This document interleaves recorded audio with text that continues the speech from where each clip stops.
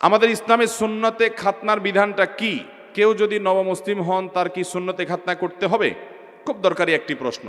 সুন্নতে খাতনা ইসলামের অন্যতম একটি শিআর এবং নিদর্শন, মুসলমানিত্বের নিদর্শন হলো খাতনা করা, যেটাকে মুসলমানি করা বলি আমরা, চর্মছেদন করাও বলা হয়। তো এই মুসলমানি করা বা খাতনা যেটাকে বলা হয়, এই খাতনাটা বিভিন্ন নবী রাসূলদের যুগ যুগ ধরে আসা সকল নবী রাসূলদের সুন্নাত ছিল, এবং এটাকে নবী সাল্লাল্লাহু আলাইহি সাল্লাম বলেছেন মিন সুনানিল ফিতরা, প্রকৃতিগত সুন্নাত হলো কয়েকটি, এর ভিতরে একটা হলো খাতনা করা। বাচ্চা একটা নির্দিষ্ট বাচ্চা জন্মের পর, এমনকি ছেলের পাশাপাশি মেয়েদেরও খাতনা করার কথা হাদিসে আছে, এবং ফুকাহা কেরাম অনেকেই মেয়েদেরও খাতনা করার বিধান এর কথা বলেছেন। অনেকে এটাকে ওয়াজিব বলেছেন, অনেকে সুন্নত বলেছেন।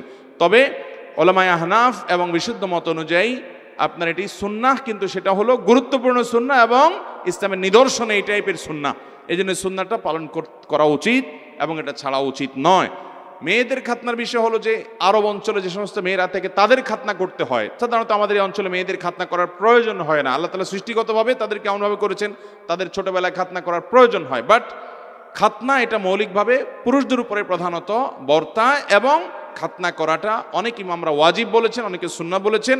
হানাফি মাযহাব অনুযায়ী সুন্নাহ এবং গুরুত্বপূর্ণ সুন্নাহ।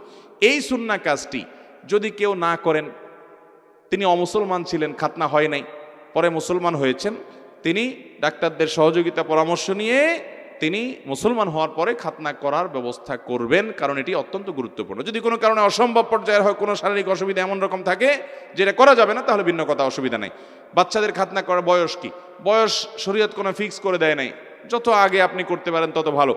আজকাল পৃথিবীর অনেক দেশে জন্মের সাথে সাথে খাতনা করায় দেয়। সৌদি আরবে জন্মের সাথে সাথে খাতনা করায় দেয়, তাতে বাচ্চা টেরি পায় না, কোনোভাবে আঁচই করতে পারে না। আমার বাচ্চা জন্ম হয়েছে সৌদি আরবে, সে একেবারে ছোট পিচ্ছি থাকতে খাতনা করাইছে, একটা আওয়াজ কান্নাটাও করে নাই, টেরি পায় না, এমন একটা অবস্থা। তো আমাদের দেশে দেখা যায়, অবশ্য আজকাল সময় পাল্টেছে। আমরা তো ছোটবেলা দেখতাম যে বুড়া বুড়া হয়ে গেছে, 10 বছর 11 বছর হয়ে গেছে, এগুলো গ্রামে দৌড়ায় দৌড়ায় ধরে ধরে বাইন্দা বাইন্দা খাতনা করতো, ঠিক না বে ঠিক? ওই বেচারা চোখ টোক বেঁধে চোখ ধরার মতো দৌড়ায় দৌড়ায় ধরে এনে এরপরে খাতনা করতো। না ভাই, এগুলো দরকার নেই। যত ছোট থাকতে খাতনা করা যায় তত সহজ হয়। খাতনা শুধুমাত্র ধর্মীয় দৃষ্টিকোণ থেকে করতে হয় এমন কোনো আমল নয়, বরং খাতনা এটার শারীরিক অনেক উপকারিতা আছে। আপনার খাতনা করা হলে আপনার লজ্জাস্থানের ওখানে আপনার ইনফেকশন হওয়া, পেশাবের ইত্যাদি জমে থাকা, এগুলো থেকে মানুষ বাঁচতে পারে। বাচ্চাদের দেখবেন, যেসব বাচ্চাদের এখনো খাতনা করানো হয়নি, পেশাব করার পর দেখবেন যে তাদের লজ্জাস্থানের ওখানে, পুরুষাঙ্গের ওখানে পেশাব জমে থাকে, এবং এই পেশাবটা এই যে ফাঁকে ফাঁকে পেঁচে পেঁচে জমে থাকে, এটা স্বাস্থ্যের জন্য কোনো ভালো কিছু। কিন্তু খাতনা করা হলে সেটা আর হয় না। আরও নানাবিধ এর স্বাস্থ্যগত উপকারিতাও আছে, এজন্য খাতনা করতে হবে। এবং কোনো কারণে যদি কারোর খাতনা করা না হয়, ধরুন কেউ ইসলাম গ্রহণ করছে, বড় হয়েছে, কিন্তু এখন খাতনা করার কত পরিস্থিতি নাই শারীরিকভাবে কোনো কারণে, তাহলে কোনো অসুবিধা নাই, হয়ে যাবে তার ইসলাম গ্রহণটা সঠিক।